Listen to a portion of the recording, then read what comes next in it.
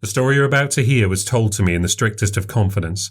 Certain names, dates and locations have been changed to protect that confidence. Events that feature in this story may be part of the public record. If you believe you recognise any of the people, places or events that appear in this story, I ask you not to reveal any information publicly, out of respect for the subject's right to remain anonymous.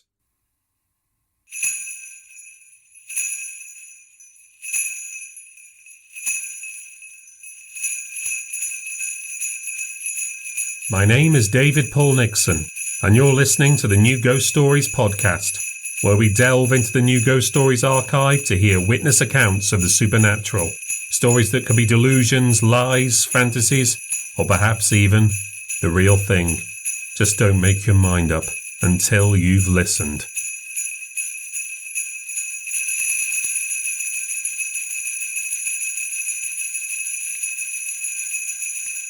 In the introduction to my last book, New Ghost Stories Volume 3, I speculated that in time I would see a spike in the number of pandemic-related ghost stories arriving in my inbox. I felt like this was a safe bet because times of social and political upheaval almost always lead to a spike in reports of supernatural activity. As we've seen on the podcast before, troubled minds are more prone to seeing ghosts. Whether that's as a result of someone in mourning, someone suffering depression, the scars of abuse, or simply someone struggling to cope with life. The pandemic in particular created a type of environment which I felt would be very conducive to more supernatural experiences. For many of us, myself included, it forced us into complete isolation. We had to spend more time than ever before with ourselves for company, in our quiet homes day after day. Others had almost the opposite experience, quarantined in close quarters with others, in a limited space, always on each other's toes, with little access to privacy or space to decompress. Added to these stresses was an unknown threat, a source of paranoia and fear, a virus that could be passed invisibly from one person to another, that could be deadly. There was also the uncanny factor. Public areas were empty. Whole offices and workplaces were being staffed by just a few people. Then, of course, there were the people we lost. Lives suddenly ended in the most painful and often lonely circumstances. And yet I've been surprised that I haven't had the influx of stories I might have expected. It's true that I've had a few, some of which I think after my research is done may become cases I can present on the podcast, and you'll be hearing the first one of those in a moment. But there's only been a few, and while that surprised me initially, as time has gone on, I realise I'd overlooked a certain aspect of human behaviour. The pandemic was an international event. Unlike a sudden awful tragedy, it's much harder to comprehend and quantify an event on such a scale. Millions died, countless others suffered. It cost us all something. Yet we seem to be reluctant to talk about it. It has an uneasy place in the public discourse, acknowledged, yes, but generally something we don't want to focus too much on, even as it continues to cost lives and strain our healthcare resources. Mostly we're all just trying to move on. That's hard for the people who suffered the most. And the subjects who have come forward and talked to me about what they experienced have commented on this. There is a reluctance to really face up to what happened over those near 2 years of disruptions and restrictions. But normality exerts a force.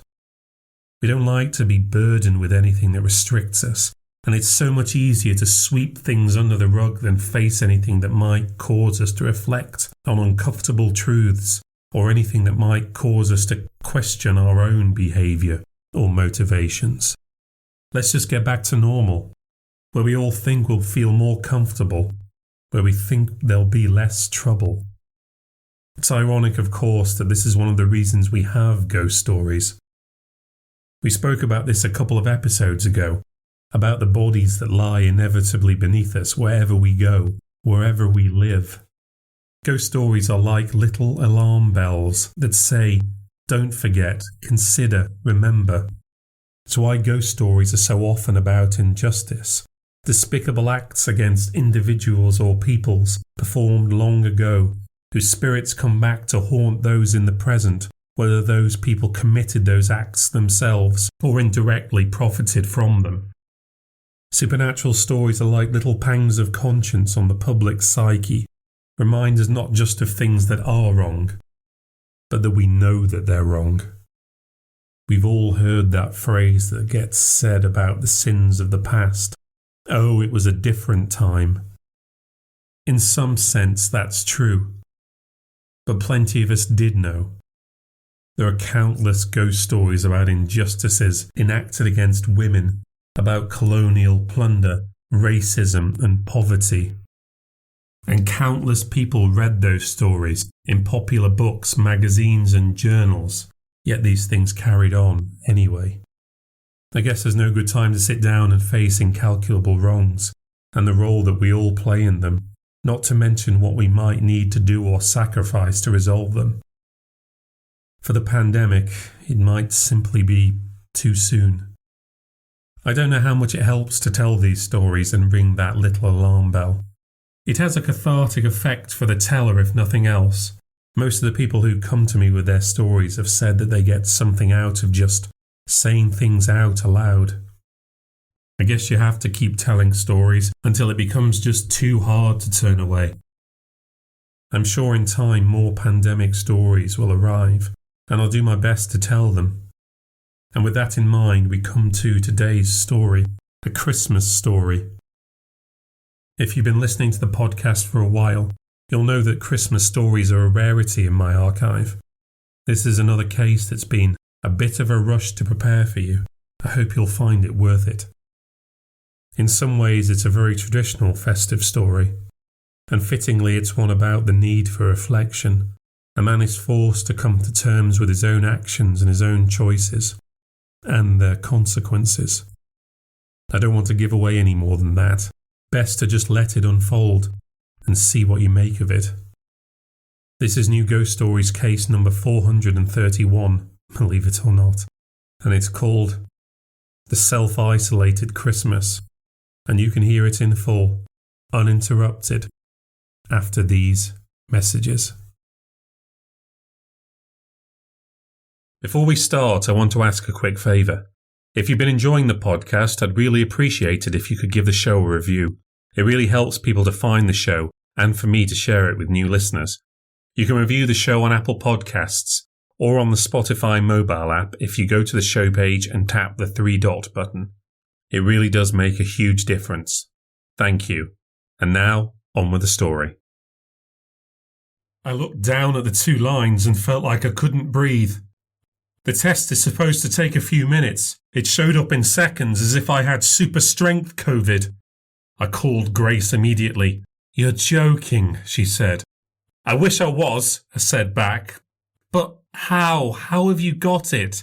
"I don't know. No one at work was coughing. I wore my mask all the way in." "Were you wearing it in the office?" "No, not in the office." "Why not? You're always going on at me about wearing mine."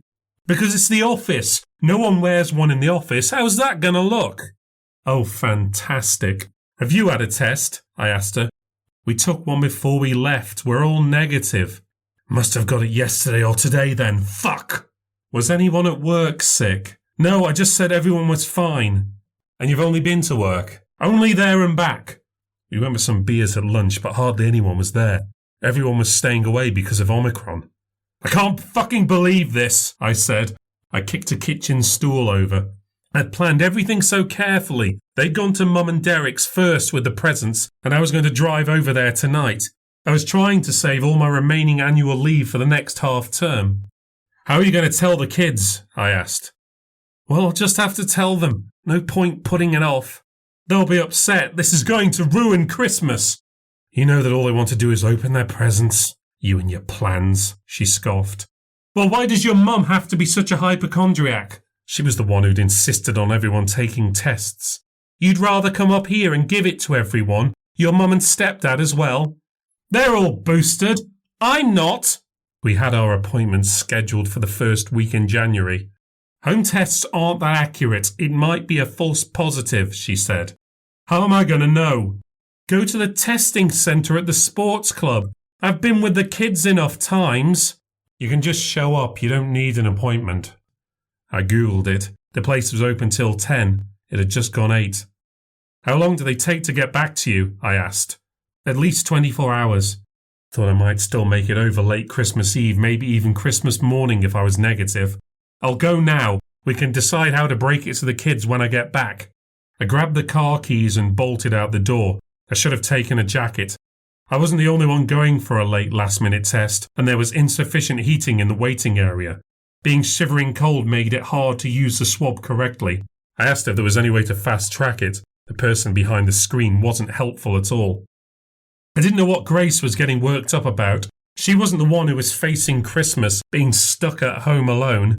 And what's so bad about spending time with my family? Her mum's the sad sack, no one wants to be there. Mum didn't have to invite her.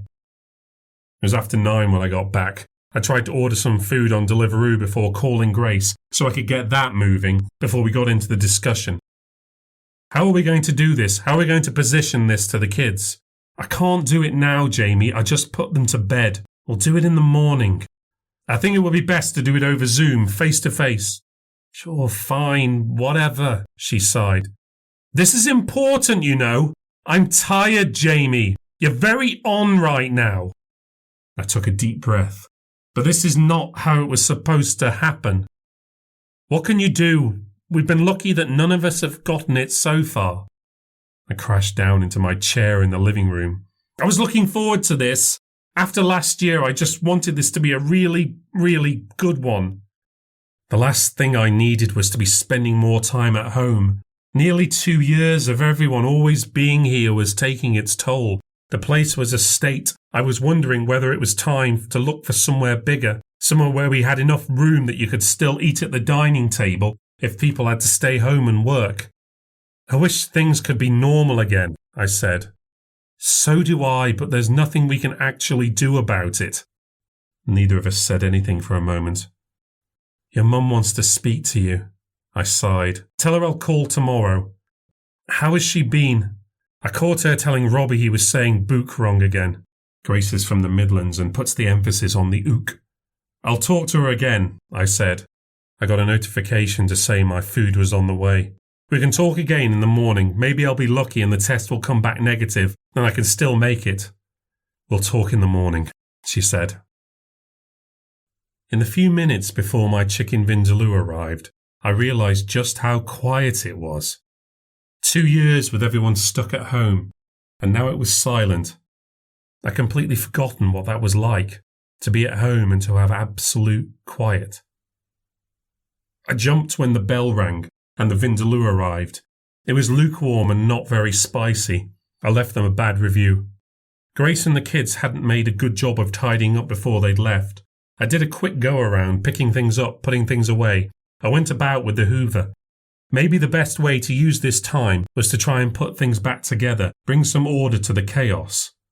Before I went to bed, I did a survey of the food situation. I'd have to get someone to do my shopping. I logged on to Grace's computer to use the meal planner I'd made to help her work out what to get for the weekly shopping. I treated myself to a lie-in the next morning, went for my run at 8:45. The idea had been to avoid the Christmas pounds. It was starting to feel like a waste of time now. I was outside and I didn't go near anyone, so I didn't see why that wouldn't be okay. I'd arranged for us to have the Zoom call with the kids at 10 a.m. I spent the whole run trying to think how I was going to break it to them. I set the laptop on the breakfast counter and waited for Grace to dial in. Despite spending all that time tidying yesterday, the place somehow still looked a state. They did the call from Mum and Derek's kitchen table. It's open plan there, I could see right through to their living room. There was the old tree, same as always, and all the old decorations, put out like they always did every year. It all looked so normal, except that I wasn't going to be there. Grace had Maisie on her lap. Robbie was sat on his own, messing around with a Transformers figure. "Hello, Daddy," said Maisie. "Hi, guys," I said. "I've got some bad news." "You got COVID," said Robbie, focusing on his toy. They already knew. "They wanted to know why you weren't here," said Grace. "I had to tell them." I prepared a whole thing. I was going to tell it to them gently. "What's it like?" said Maisie. "Not going to die, are you?" said Robbie. "No, I don't feel anything at the moment. I'm asymptomatic." "What is asymptomatic?" asked Maisie. "It means Daddy doesn't feel very poorly," Grace said. "If you're not poorly, why can't you come for Christmas?" "Someone else might catch it from me, so I have to stay on my own," I told her. "Grandma and Grandad might get it and die," said Robbie, leaning across the table to shout "die" in her face. He took off and charged into the living room, flying his transformer through the air. "Robbie, come back and talk to your father." Grace put Maisie down and went after him. "Daddy, who's that?" Maisie asked. "Who's what, Poppet?" "That man who is behind you." It was just me on my own, but I still felt like I had to look behind me. "It's only me, sweetheart. I'm home by myself." Grace returned a sulking Robbie to the table. "You can play with it after," she hissed. "Are you excited for Christmas?" I asked. "Santa's getting me Polly Pocket," said Maisie. "But only if you get lots of sleep tonight," said Grace. "It's going to snow," Maisie said. "We just heard it on the weather, didn't we?" said Grace. "That'll be exciting, won't it? You can build a snowman." I could hear the doorbell ring in the background. Robbie took off again and ran into the living room. "That'll be Derek's kids," said Grace. "Max the dog is here." Maisie was up and running too. "Maisie, be careful." Max was still a puppy and played a bit rough. "Is that Jamie?" said Mum, wandering in from the dining room. "Hi, Mum. Thrown a bit of a spanner into the works, haven't you?" "I didn't catch it deliberately, Mum." She was joking, but not really.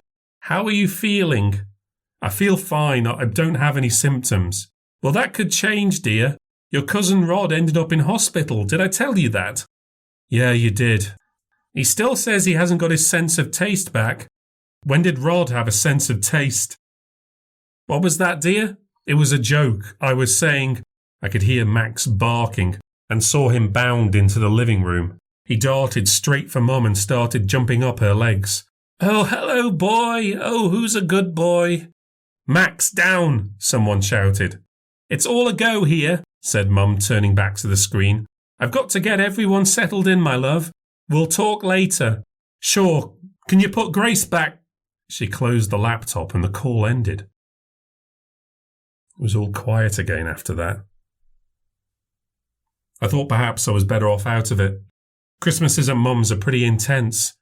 There's not enough room for everyone, and Derek's family are all right, but his son Warren is a bit of an idiot. He's always going on about his job as if being an insurance account manager is such a big deal. I had to find something for me to do.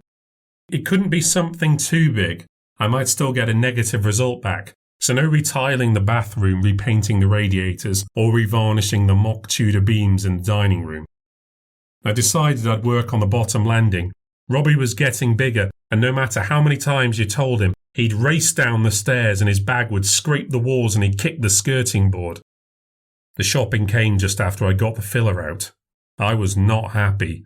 The delivery guy was late, and while I'm sure some things are in short supply close to Christmas, he made very poor choices in picking replacements. The shittest beer, cheap burgers, cheap steak.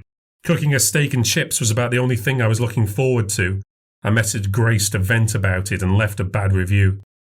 The TV was on in the living room and I couldn't remember turning it on. It was showing some ancient episodes of the A-Team. I watched those for a little while before dragging myself back to the wall. The test results came in a text early evening as I was finishing up. They were positive. I really did have COVID. I knew this was going to happen, right? I knew I was going to have to spend Christmas on my own without the kids, and they were going to open their presents without me. I knew they'd have Christmas dinner without me and play with their little cousins without me, and I wasn't going to get to play games with the family and try whiskies with Derek and make sandwiches in the evening and walk Max the dog in the morning. Right then it sunk in hard. I'd worked so hard to get everything ready. This wasn't much reward, was it, for another year struggling to keep the family together and manage expectations and disappointments? I didn't fucking deserve this. Grace hadn't messaged me back from before, so I texted her again to let her know the result. It wasn't until 8 p.m. that she called me back. I was about to start cooking. I wish you'd called earlier, I complained. I can't get a moment's peace in this place. I've had to go out to the car to make this call. You've seen my message. I've seen all your messages. This isn't unexpected news. You don't seem very upset about it. What can I do? After all the planning I put in, all the time I put in getting all the presents, I deserve to have a good Christmas. Excuse me, I did a lot myself, actually. And it's rough being up here too. I don't know most people well. The kids won't settle down, and my mum is sitting on her own not talking to anyone, so I've got to look after her as well. I somehow doubt you'd prefer to be stuck here on your own at Christmas. Why are you picking a fight with me? Because you're making out like you're having it worse than me. Oh, poor you and your cheap steak. I'm supposed to be spending Christmas with my wife and kids, and you're talking to me like that. You know what, Jamie? I would actually switch places with you if I could. I would switch places with you, and then I could get some fucking peace and quiet away from you and your whole fucking family. She hung up on me. She actually hung up on me. I messaged her back to say how childish I thought she was being. I'd have loved to have switched places with her. I actually would. It was so typical of her. She only thinks about herself. TV was on again for some reason. Perhaps it was broken or something. Another thing I'd have to sort out, without any thanks. I cooked the steak properly and it didn't taste so bad. Grace had taken all the good drink to Mum's, but I found there was one okay bottle of wine left. I watched old episodes of Live at the Apollo while waiting for Grace to reply. I messaged her again and said I hoped that we could still go through with the present unwrapping on Zoom tomorrow civilly, without bringing any of this up in front of the kids. I was sure I'd seen these episodes of Live at the Apollo a few days ago. How bad are repeats getting at Christmas?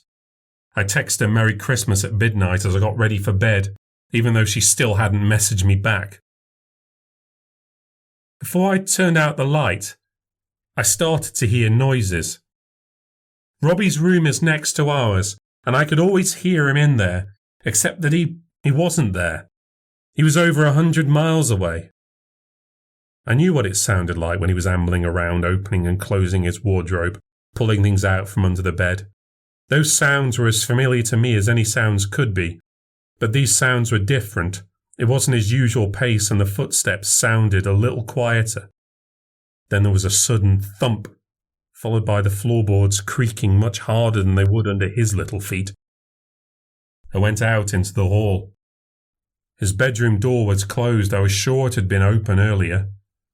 The noises seemed to have stopped. The door wasn't closed properly. I could just push it open. The squeaking of the hinges seemed to be piercingly loud. The room appeared to be empty. I turned on the light to make sure. There didn't seem to be anything out of the ordinary, just a mess like always. But because I was unsettled, I checked his wardrobe and under the bed for just a little peace of mind. Maybe it was just the house settling. Maybe it was like this the whole time, but I only noticed now because I was on my own and there was no other noise. Then, when I closed the door, I heard something else. I don't know how exactly to describe it.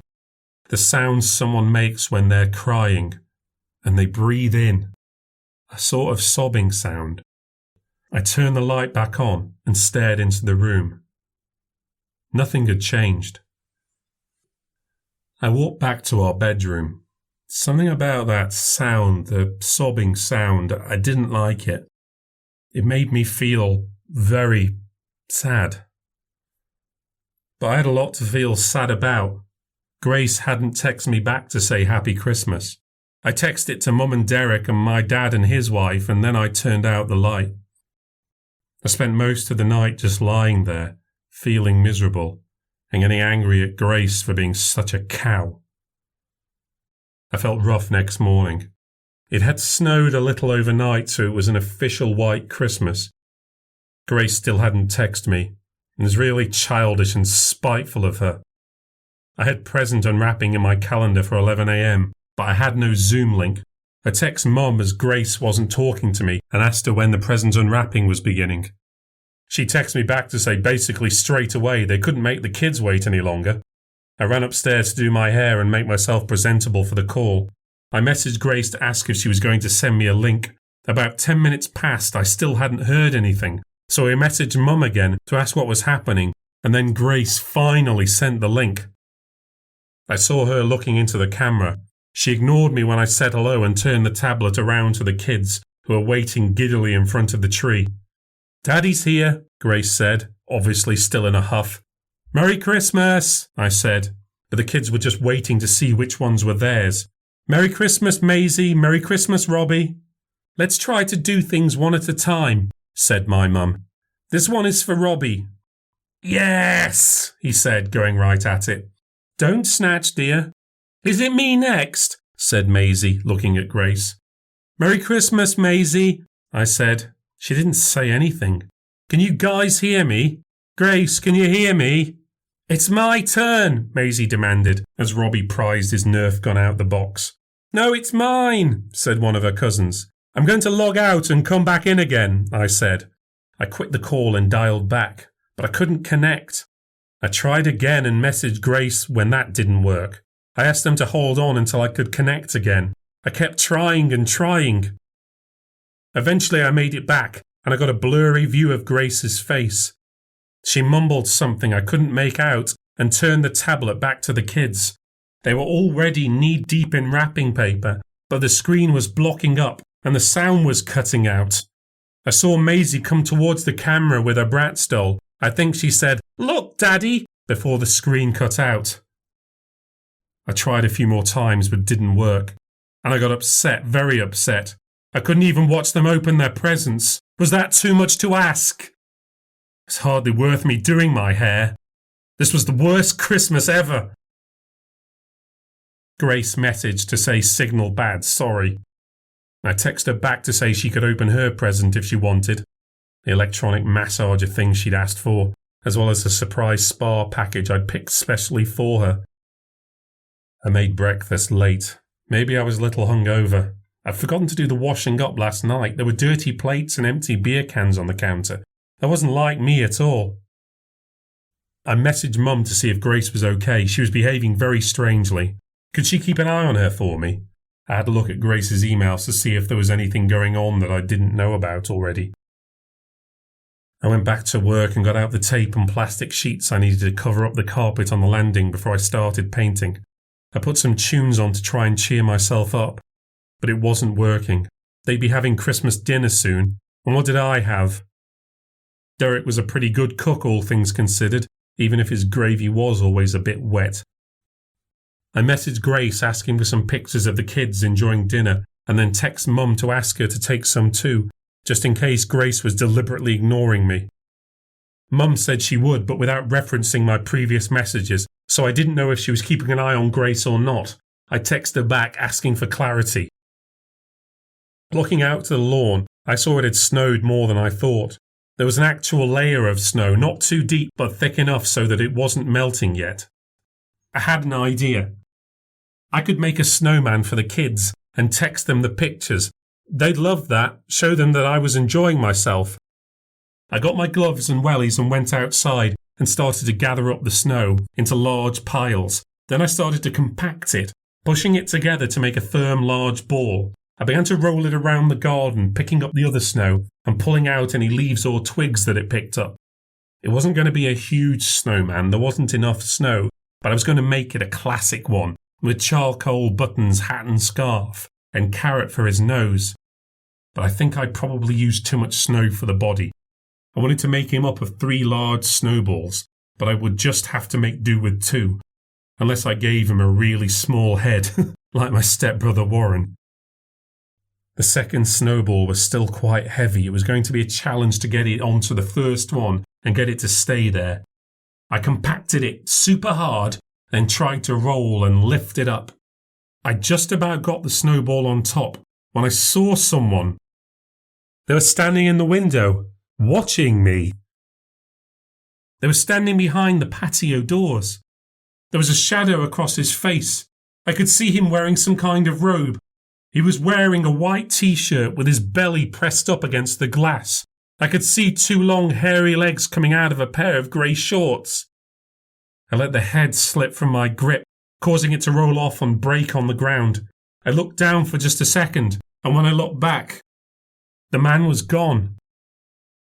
I ran through the back door into the dining room to the patio doors. There wasn't anyone there, so I ran through into the living room and then upstairs to each room. Nothing. There was no one there, and the front door was locked, and it wasn't like he would have had any time to hide. He didn't seem like someone who'd be too fast on their feet. I'd walked wet and muddy footprints through the house, just like I was always warning the kids not to. I was all het up and angry and confused. I got out the carpet cleaner so I could keep myself occupied while I tried to figure this thing out. Maybe it had been the shadows and the light reflecting on the glass, but I'd had several seconds to look at this man, taking his clothes and his podgy figure. I was sure I'd seen slippers too. It couldn't just be a reflection, an illusion. I was mopping the kitchen floor when it really sunk in. If I hadn't seen an illusion, then there had to be someone in the house. And as I was mixing the bicarbonate of soda for cleaning the carpets, I remembered the cry from last night. I went up to Robbie's room again and made a small search. Nothing there. And there couldn't be. How could someone have been hiding all this time? I was just getting spooked because I was alone and it was Christmas, and maybe I was still upset at Grace for ignoring me. Then I wondered if it was COVID. I hadn't heard that seeing things was one of the symptoms. But it was a new virus, an Omicron, a new strain. That had to be it. Perhaps I should have been taking it easy and lying down rather than running all over the place making sure we had a clean house to live in. Then I saw that there was a dirty plate on the counter. It was next to an empty bottle of beer and an empty packet of Monster Munch. I'd washed up straight after breakfast, I always do. It's the only way to stop it from piling up. But I don't drink before lunch or eat junk like Monster Munch anymore. I don't even let the kids have it. I could hear the TV again. It wasn't on when I went to search the house. I would have heard it. I pulled out the plug and went back to the kitchen. I looked again at the dirty plate. I'd had cereal that morning. There was ketchup on the plate. What the hell was going on? I decided to make a proper, systematic search of the house. No nook and cranny spared, starting in the kitchen and in the pantry. Every cupboard and corner was checked for anything out of the ordinary. The coat cupboard and hall were next. Downstairs bathroom, living room, dining room. Under and around everything, upstairs and down. I found no intruder and no sign of an intruder. I started to think maybe this was some kind of elaborate trick being played on me. Perhaps it was something I'd eaten. That damn steak, maybe. It was time to phone Grace. She'd been avoiding me all day, and this wasn't acceptable. Cutting me out of the kids' Christmas wasn't fair, and I wasn't going to take being ignored any longer. I rang her, and I let it ring and ring until she finally picked up. What is it? Finally, you've deigned to answer me, have you? Oh, fuck off, Jamie. No, don't hang up, please. There's something strange going on here. What? Saw someone in the house. There was someone here. I was outside building a snowman for the kids. I saw this guy watching me from the window. Oh, for fuck's sake. I'm not making this up. I saw him. I don't know what's going on. You don't know what it's like to be here on your own. Jesus fucking Christ, is there anything you won't do to get my attention? You won't even answer my texts. It's Christmas and you won't even answer me. I deserve better than this. I think, Jamie, that you'd better get used to spending more time on your own, because I cannot fucking take this anymore. After 18 months of being shut up with you, 18 months of your nitpicking and scheduling and planning and tinkering and tidying and endless complaining, I cannot take you anymore. She hung up the phone. Again. I was getting sick and tired of this. I was at the limit of what I could tolerate. Here was I, all by myself, sick with COVID. I didn't ask for this. Where was she? No support. I wasn't getting to enjoy my Christmas dinner and to unwrap my presents. Had she even unwrapped her present yet? Did she even care? I heard a sound from the kitchen. I knew that sound. It was the fridge door being pulled open.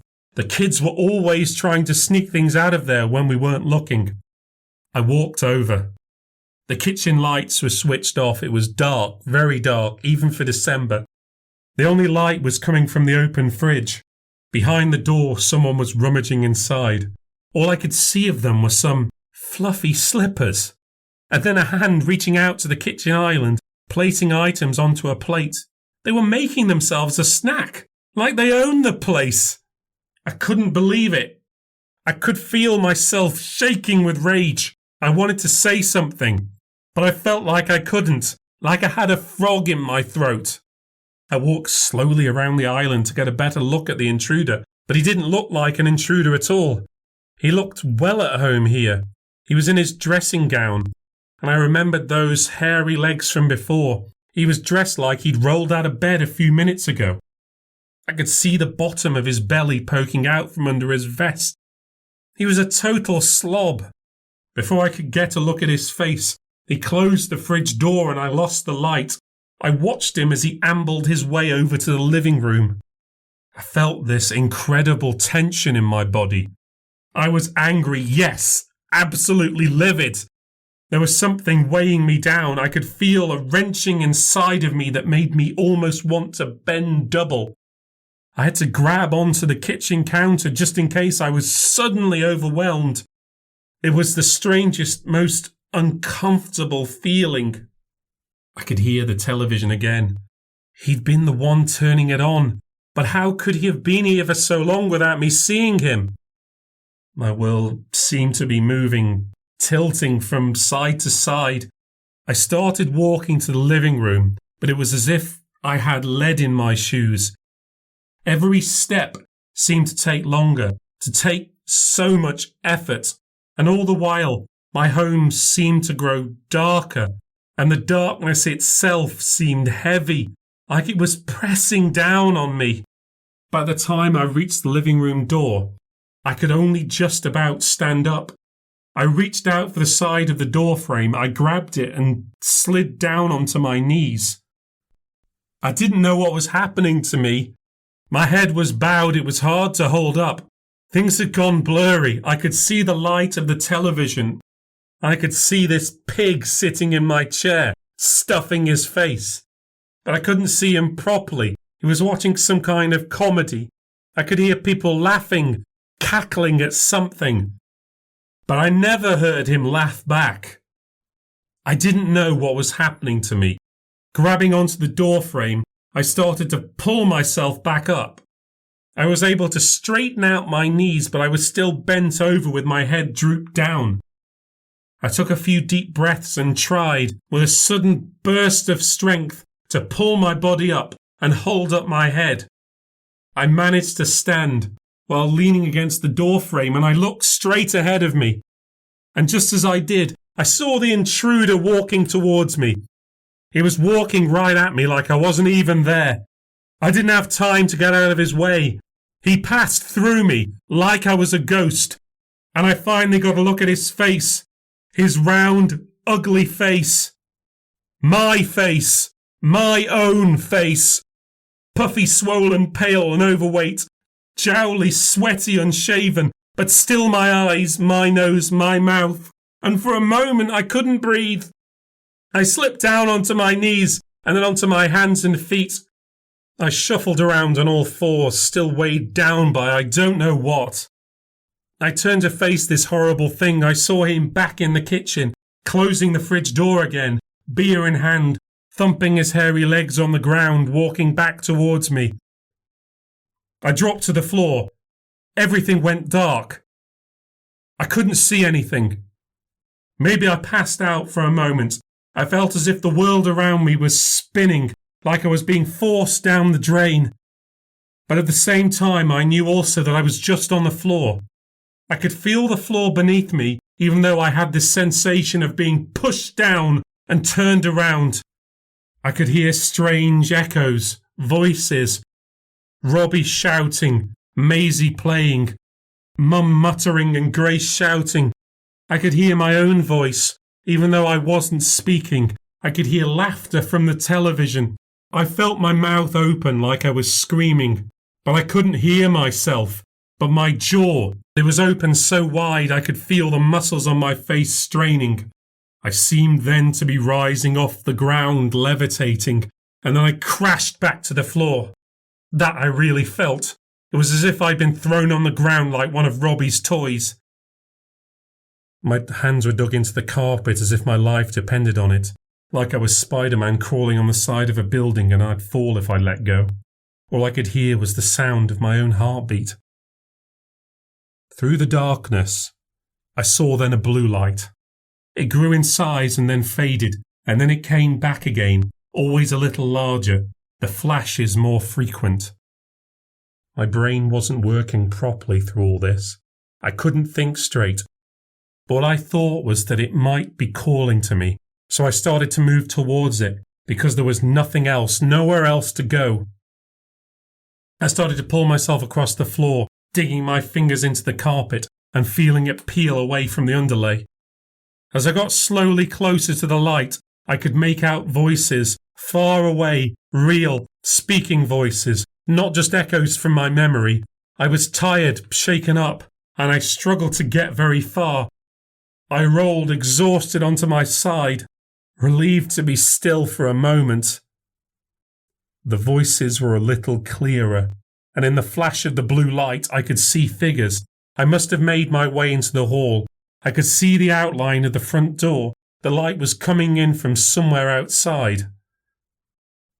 There were 3 figures in the doorway. I had to listen very hard to make them out, and I couldn't make out all of them, but certain words I could hear. "Not for a long time," said a man's voice. There were more words, more noise. The flashes of the blue light were making my head hurt. "I couldn't stand to be here," said a woman's voice suddenly. "I just blocked him," said the man again, and after a long pause he added, "I couldn't take it. It was all the time. I had to." Sounds became hard to hear again. I tried to pull myself closer. "I didn't know things had gotten this bad," he said. I couldn't hear what was said next. Then he shouted, "It's his own fault!" I felt a pain in my temple. It grew into a long, piercing pain, like a needle penetrating through my skull. I tried to crawl away. "I hadn't heard anything in months," said the woman. "How long do you think he's been here?" I wanted to get away from the noise. I pushed myself away, wriggling and kicking. I tried to back away out of the hall. A light came on in the dining room suddenly. It was immediately too painful to look at. I almost cried out over the pain, but shadows passed over me, taking the pressure off my eyes. There was a crowd of people in front of me. They were facing away from me. They didn't seem to know I was there. I could only see their backs and the backs of their legs. The light seemed to fade a little. It was easier to see. These people, they were all looking up at something. I could feel some of my strength returning, so I picked myself up, got onto all fours, which was still so hard. I was aware of something swaying, going from side to side in the air above the ground. I struggled to see between them. The gap between the 2 figures in front of me seemed to open and then close over and over. I could never see long enough to learn what they were looking at. Then one of them suddenly moved, swept away to the side. More light poured into my eyes. I wanted to turn away, but I made myself look. I needed to see what was there.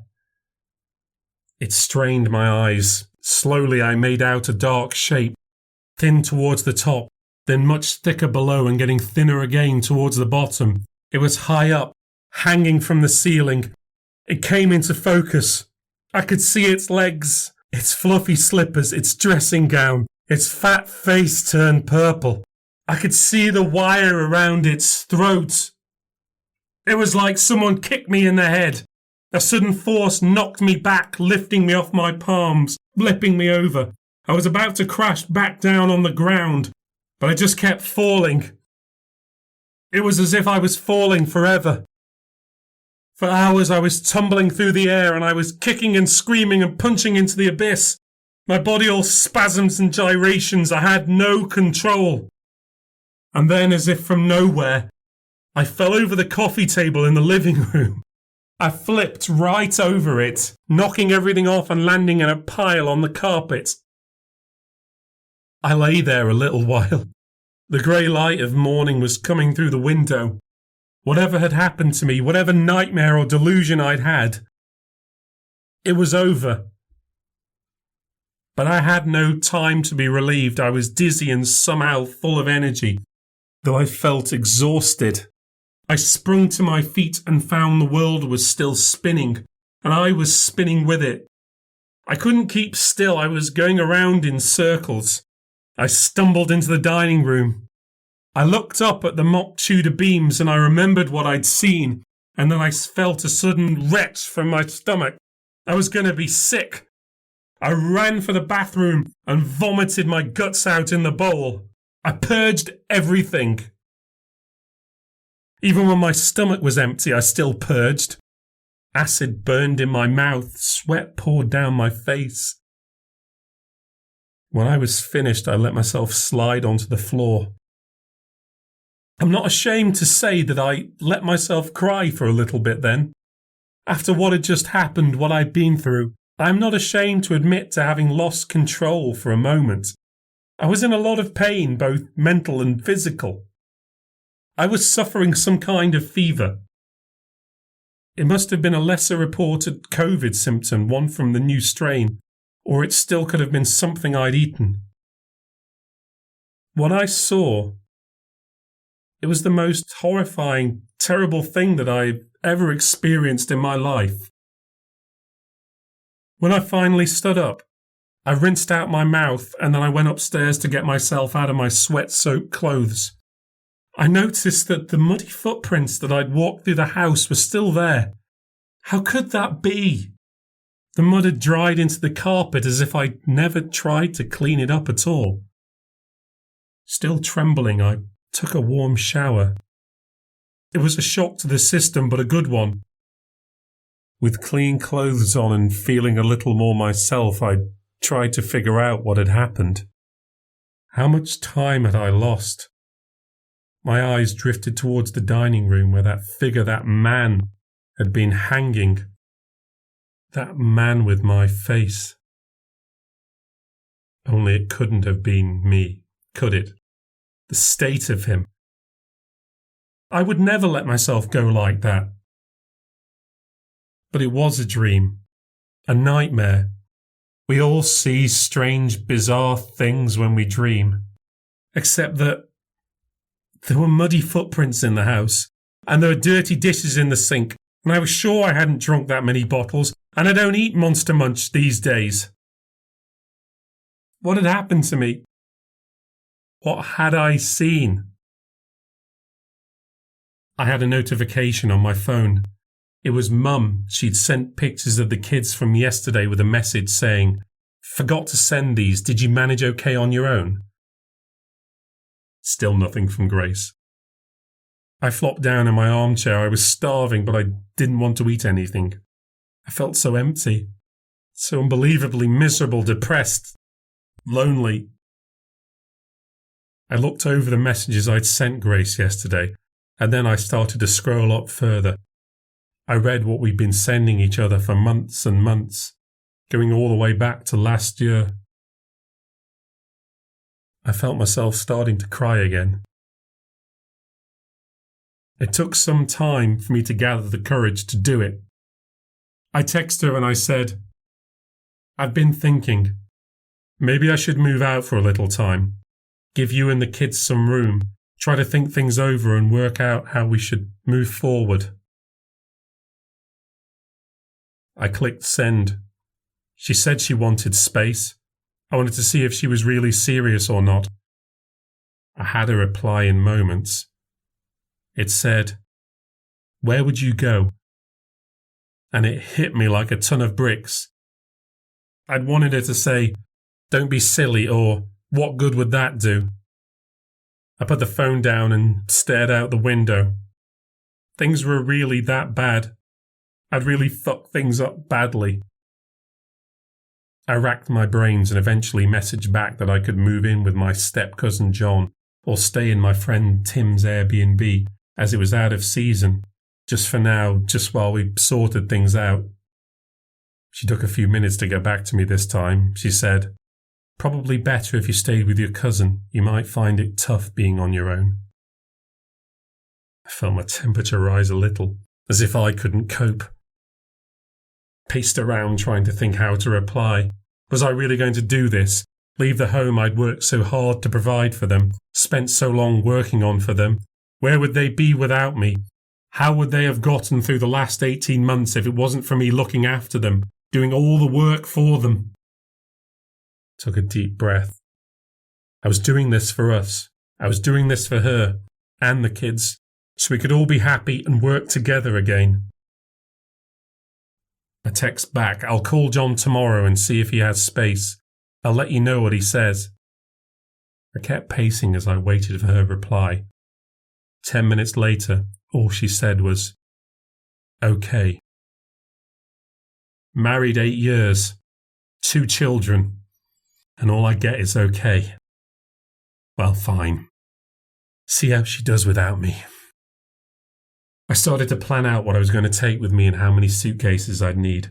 I'd packed at least 1 week's worth of clothes, probably a few outfits more, so there'd be some crossover between wash cycles. Would I need some suits? Even with Omicron, there'd been no announcement about working from home again, so I'd probably still keep going in. It was so unfair putting me through all this. But it was just one other thing I had to do for them. We'd work things out, me and Grace.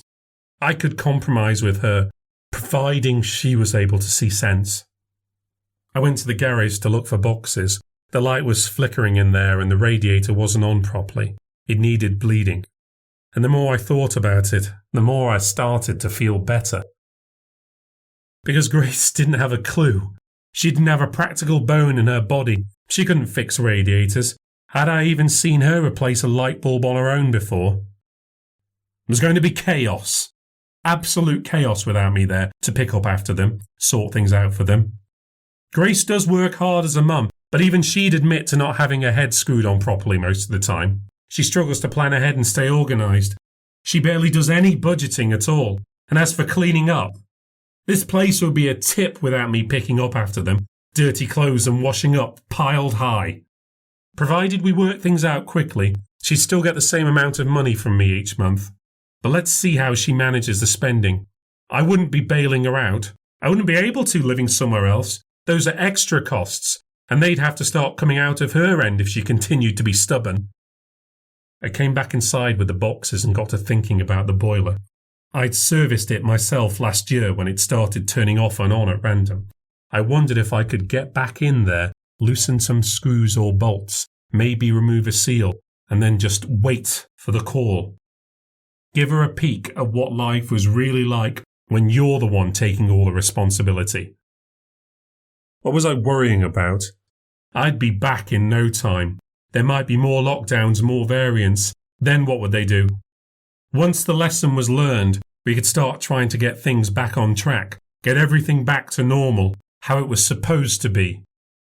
I'd make her see sense, one way or another. I could hear that the TV was on again. I hadn't figured out yet what was causing that. I might have to take it apart. There was laughter. It was live at the Apollo again. In fact, it was the same episode I'd only watched 2 nights ago. Bloody repeats. It's the same thing every year.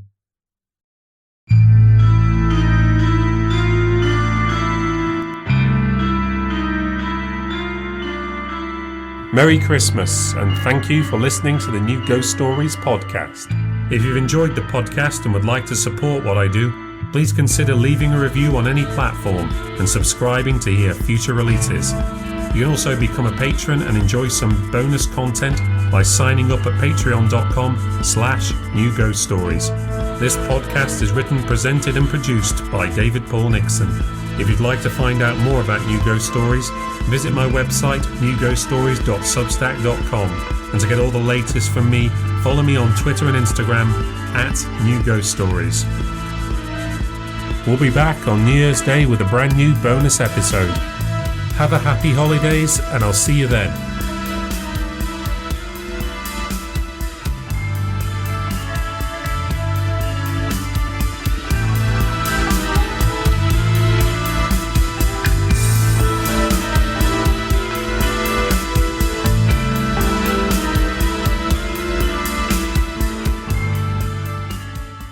We'll be back on New Year's Day with a bonus episode. Have a happy holiday. Have a happy Have a happy Have a happy Have a happy Have a happy Have a happy Have a happy holidays. Have a happy holidays. Have a happy holidays, and I'll see you then. Have a happy holidays, and I'll see you then.